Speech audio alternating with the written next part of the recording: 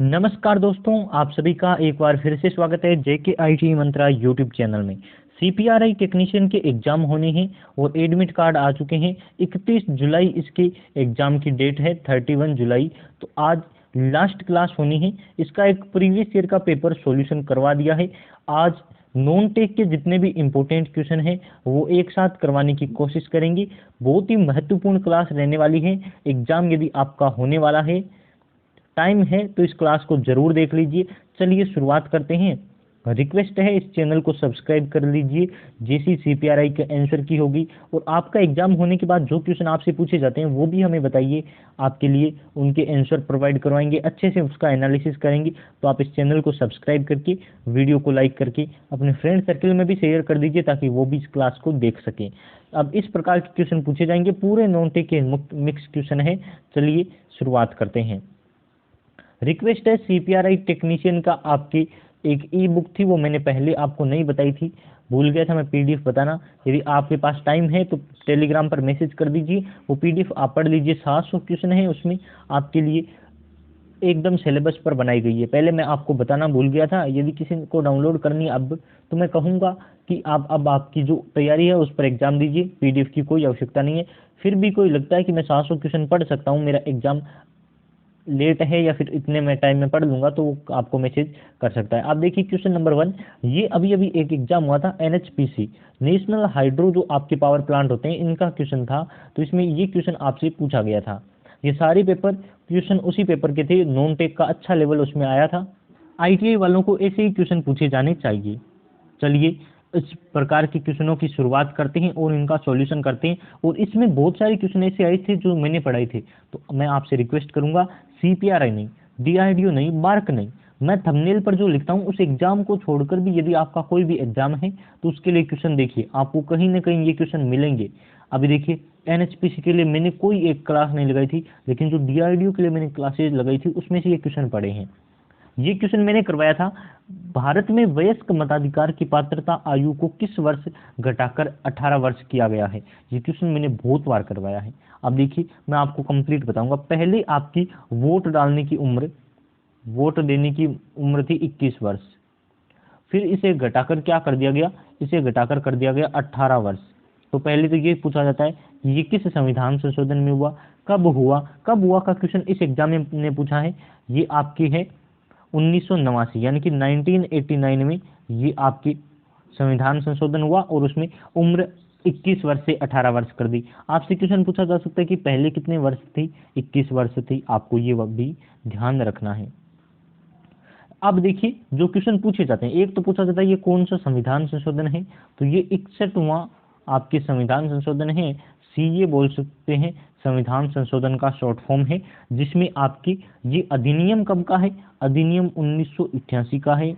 और कब हुआ यानी कि चेंज कब हो गई, तो अधिनियम पहले साल का होता है, फिर 1989 में चेंज हो गई। ये अनुच्छेद में संशोधन करके लागू किया, तो कौन सा अनुच्छेद है आपको ध्यान रखना है, 326 नंबर अनुच्छेद है। फिर आपसे पूछा जाता है विधेयक कब का है, जो लोकसभा ने पारित किया था। लोकसभा ने 15 आपके दिसंबर 1988 को पारित किया था, और 20 दिसंबर आपके 1988 को बिल राज्यसभा द्वारा पारित किया गया था। 28 मार्च 1989 को राष्ट्रपति आपके वेंकटरामन उस टाइम वो थे, उन्होंने स्वीकार किया था। यानी कि आपको पता है ये पूरी प्रोसेस चलती है। फिर विधेयक आपके लागू हुआ था वो 28 मार्च 1989 को, इसीलिए 1989 इसका आंसर है। जिस प्रधानमंत्री ने ये किया था यानी कि 21 से 18 वर्ष की थी, उस टाइम राजीव गांधी इसके प्रधानमंत्री थे।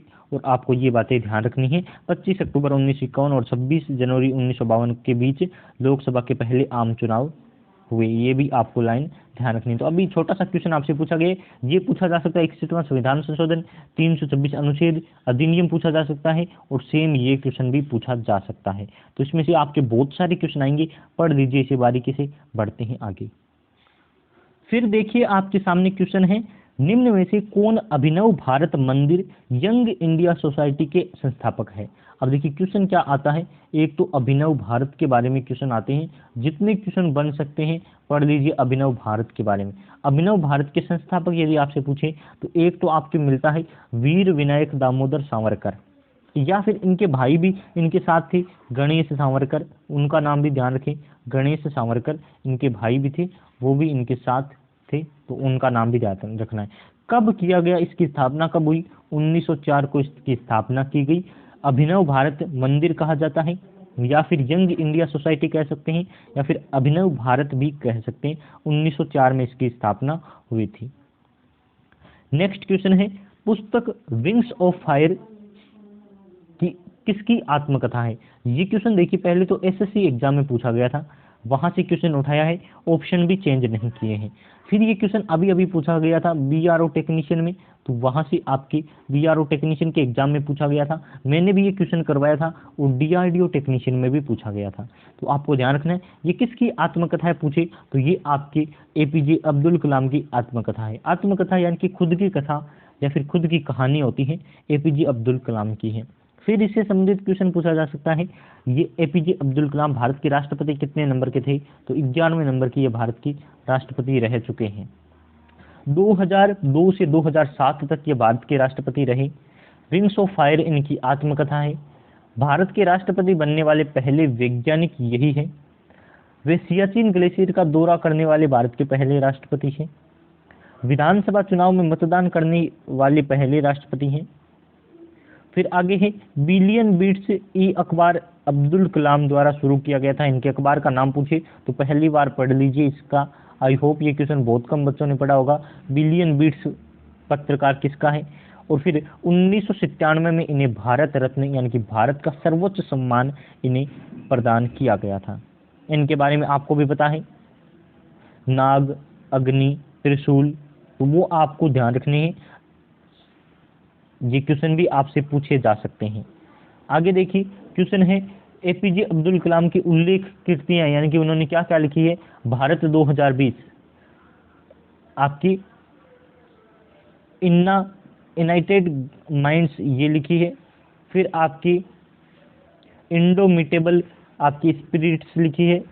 एडवांटेज इंडिया लिखा है, फ्रॉम चेंजेज टू अपॉर्चुनिटी, ये आपको इनकी कृतियां ध्यान रखनी है। फिर और क्वेश्चन है जो पूछे जाते हैं, तो वो है आपकी प्लेइंग इन माई वे, कैसे लिखा जाता है? ऐसे लिखा जाता है। ये किसकी वे है? प्लेइंग इन माई वे, ये मैंने करवा रखा है, डीआरडीओ की तैयारी के लिए आपको करवाया था। तो ये आपके सचिन तेंदुलकर की है, सचिन तेंदुलकर की पुस्तक का नाम है। My country my life, Lal Krishna Advani की है। One life is not enough, ये नटवर सिंह की आत्मकथा है, यानी कि एक जीवन काफी नहीं है, ये नटवर सिंह की है। Wings of fire APJ Abdul Kalam की है, और इसके सह लेखक यानी कि उनके साथ मिलकर लिखने वाले थे अरुण तिवारी। तो इनको पढ़ लीजिए, क्वेश्चन मैं आपको एक एक लाइन पढ़कर बता रहा हूँ, और ऐसे क्वेश्चन एग्जाम में पूछे जाते हैं, आपको ध्यान रखने हैं, ऐसे क्वेश्चन आपको करने हैं। और आज लास्ट क्लास लगा रहे हैं, लगभग आपकी 27 स्लाइड आपको दिखाई दे रही होगी, यानी कि क्वेश्चन बहुत हैं, लगभग 100 क्वेश्चन का रिवीजन आज करेंगे। संचार साथी पोर्टल में लॉन्च की गई। एक तो इस पीडीएफ की कमी है, आपको टेक्स्ट प्रॉपर्ली नहीं दिखाई दे रहे होंगे, क्योंकि बच्चे ने पीडीएफ पता नहीं कैसे डाउनलोड की है, ये एग्जाम की पीडीएफ, तो वैसे ही पीडीएफ है मेरे साथ भी। संचार साथी पोर्टल अभी अभी का है, तो याद कर लीजिए। करंट का क्वेश्चन है, मई 2023 में आपके इसे लॉन्च किया गया है, मई 2023 करंट में ये क्वेश्चन आपसे पूछा जा सकता है। फिर बढ़ते हैं नेक्स्ट क्वेश्चन की तरफ।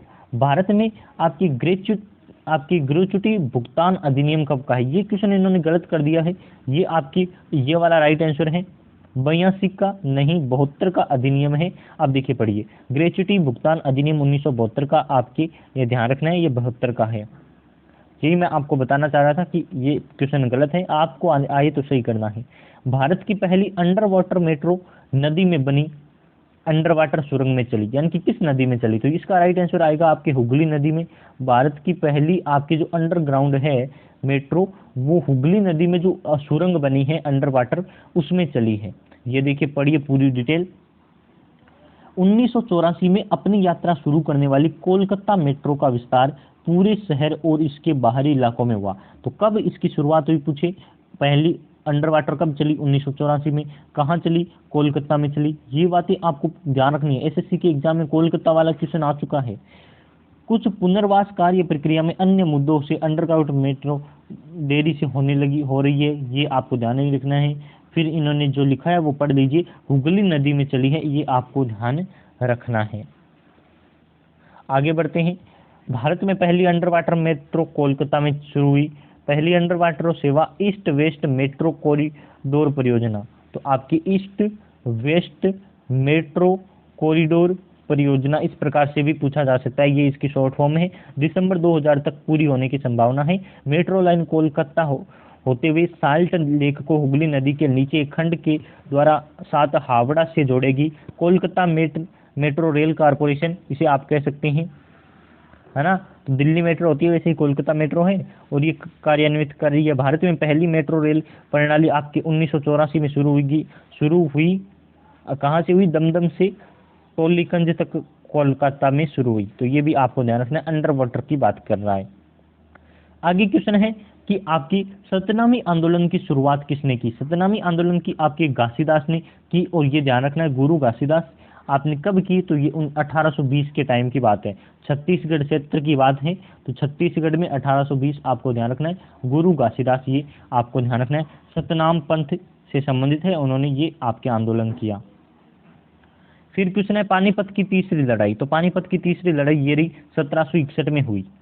फिर 1761 तो आपको पता है, लेकिन ये भी तो पता होना चाहिए कि क्या डेट थी। तो पहली लड़ाई आपकी 21 अप्रैल 1926 को बाबर और इब्राहिम लोदी के बीच हुई, बाबर की जीत हुई। फिर आपकी दूसरी लड़ाई यहाँ से हुई थी 5 नवंबर 1956 को, बैरम खां यानी कि अकबर का सेनापति था और हेमू के साथ हुई थी, जिसमें आपकी अकबर की जीत हुई। फिर तीसरी लड़ाई यदि आपसे पूछे तो 1761 में हुई थी, और ये आपकी हुई थी अफगान आक्रमणकारी अहमद शाह अब्दाली और पुणे के सदाशिव भाऊ पेशवा के साथ हुई थी, और इसमें आपकी ये हार इतिहास में मराठों की सबसे बड़ी हार थी, यानी कि आपके पेशवा हार गए थे। तो ये आपको डेट ध्यान रखनी है। फिर आपसे क्वेश्चन पूछे the God of small things, ये क्वेश्चन बताइए मैंने कितनी बार करवाया है।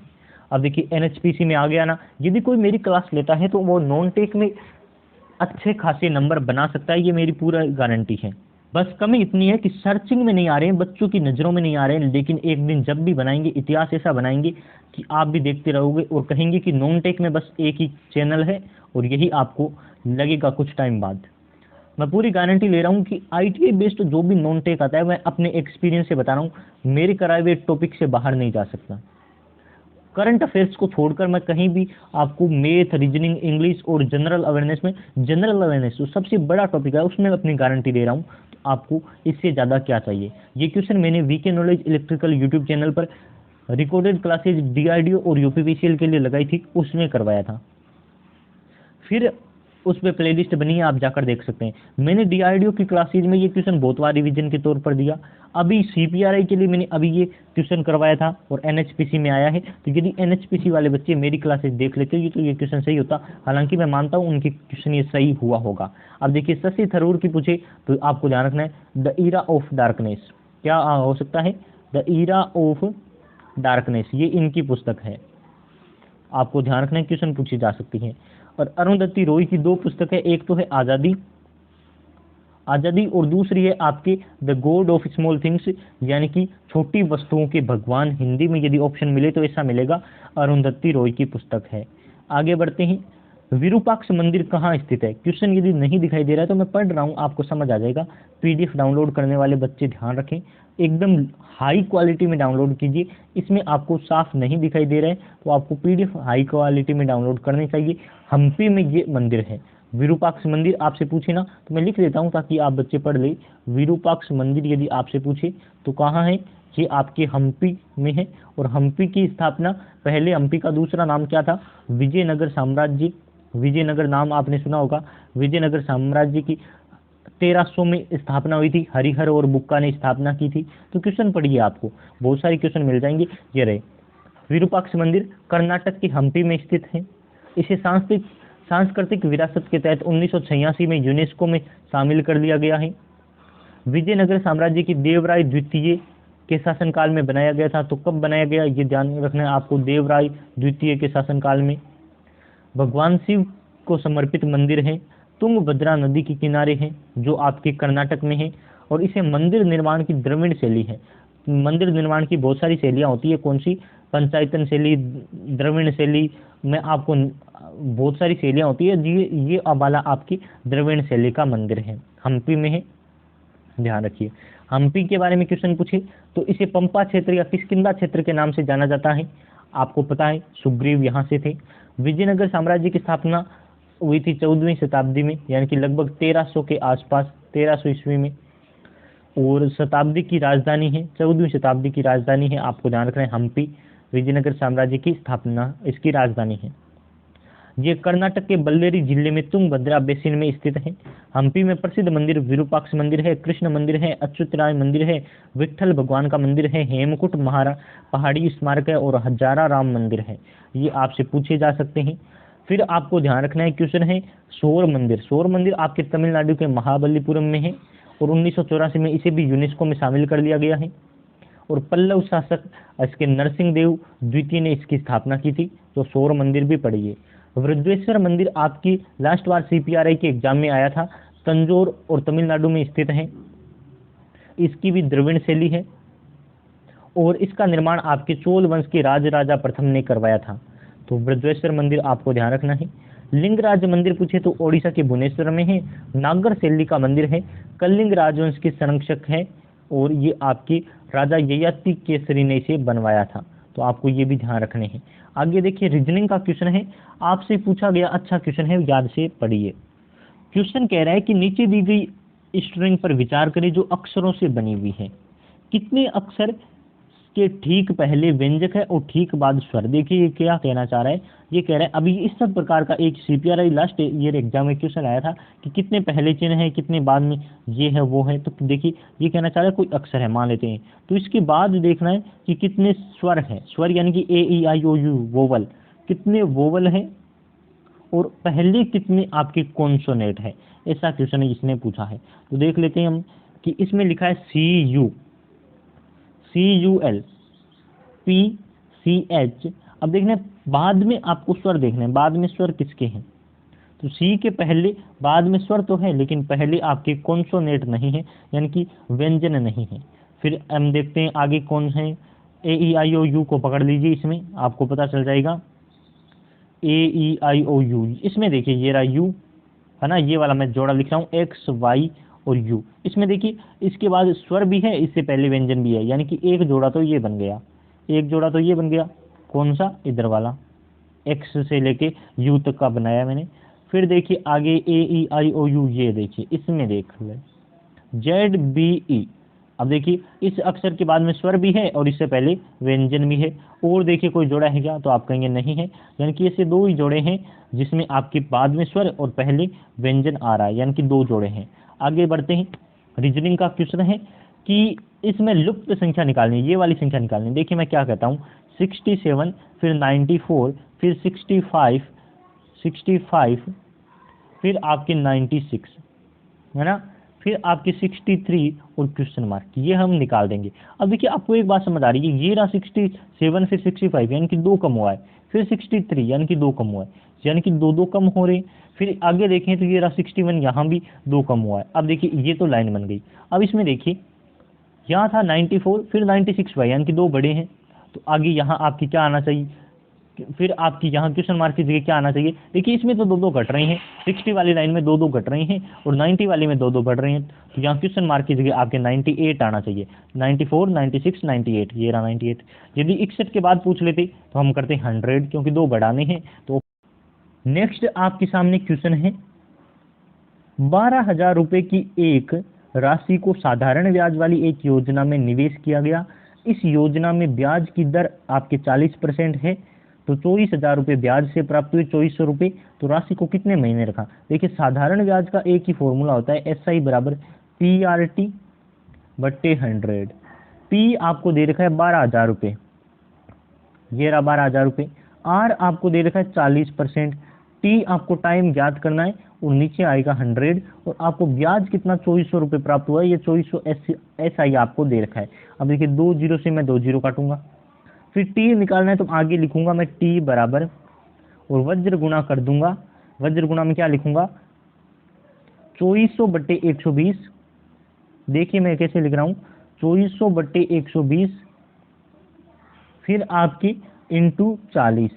40 किधर आएगा, तो आप कहेंगे नीचे ही आएगा। ये देखिए अब 12 से आप काट दीजिए तो आप कहेंगे 2 बार यानी कि 20 बार, और इसे काट दीजिए तो आप कहेंगे 1/2, और 1/2 ये वर्ष में है, 1/2 को यदि आप बदलेंगे, ये है 1/2 वर्ष यानी कि आधा वर्ष, और आधे वर्ष को हम कहते हैं 6 माह यानी कि 6 महीने। तो ये रहा आपके राइट आंसर कि 6 महीने ये ब्याज की इतने में दिया गया है। तो यही लास्ट क्वेश्चन था। आई होप आपको समझ आए होंगे क्वेश्चन। चैनल को सब्सक्राइब कर लीजिए और वीडियो को शेयर जरूर करें। CPRI की आपके लिए एग्जाम के लिए बहुत सारा स्टडी मटेरियल है, टाइम है तो आप पढ़ लीजिए। बहुत बहुत धन्यवाद आप सभी का।